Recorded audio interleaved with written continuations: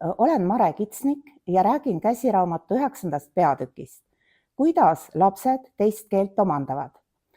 Selle peatüki ma koostasin koos Katrin Helendiga, kes on minu kolleeg Tartu Ülikooli Narva kolledžis.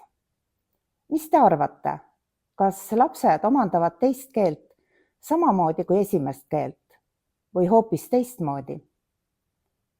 Teadlased on näidanud, et nii esimese kui teise keele üldised omandamisprotsessid on tegelikult samasugused. Et ükskõik, mis keelt omandada, on vaja kõigepealt seda palju kuulda ja siis ise rääkida proovida. Ja muidugi peab olema motivatsioon, see tähendab soov seda keelt kasutada. Miks on aga teist keelt omandavatel lastel sageli motivatsioon väiksem? Ja kas saab seda motivatsiooni turgutada?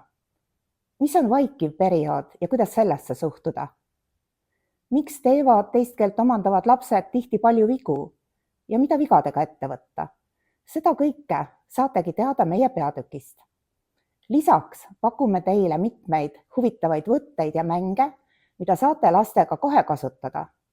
Soovin teile toredat lugemist ja teadmiste rakendamist.